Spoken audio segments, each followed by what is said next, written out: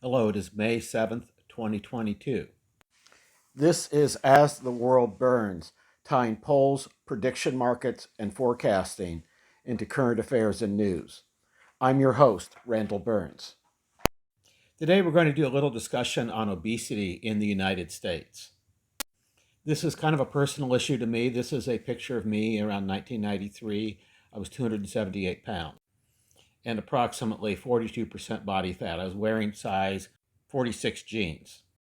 Now, here I am in 2021. I've lost close to 100 pounds. I'm not a fitness model by any means, but I'm no longer obese by the military definition. I'm clearly under 30% body fat, which means I'm more fit than most men my age.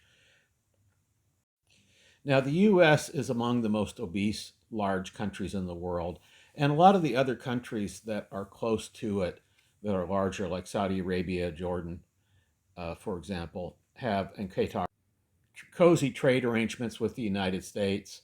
Saudi Arabia, for example, uses the dollar for trading oil. I think one thing that would be worthwhile at some point is to look at food imports from the United States and obesity rates in countries. Now, this is a diagram that shows just how the U.S. diet has changed since 1970. And basically, all increases in caloric intake really boil down to flour, oils, and sugar. That's it. Now here's a graph of U.S. sugar consumption. I'm not sure if it includes sweeteners like high fructose corn syrup, but it does give you a rough idea of what the consumption has been like. This is an article from Science Daily on another major factor, which is seed oils, specifically soybean oil. And they found that it was a contributor to obesity in animal experiments.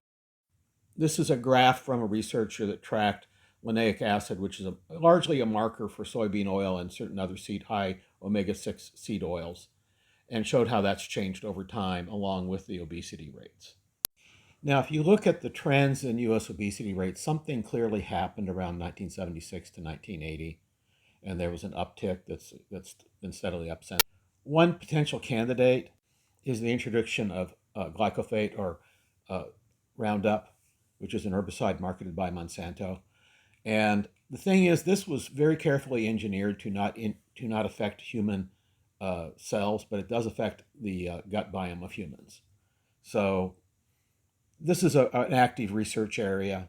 I may go into it in some more depth at a later point.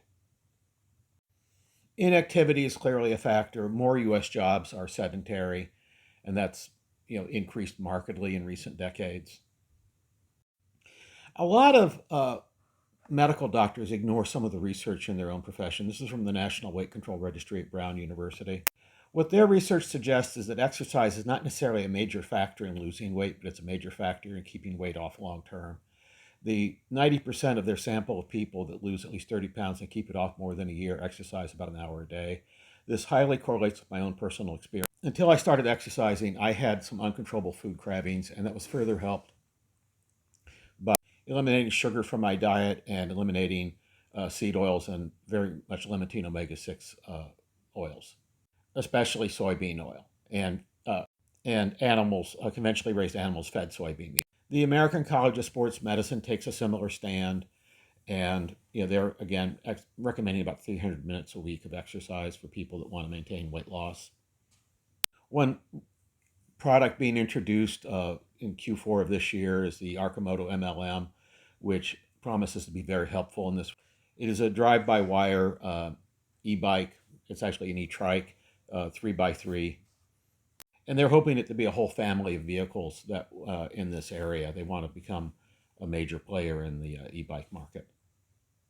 This is a graph I did on the correlation between time spent in automobiles and obesity rates by state.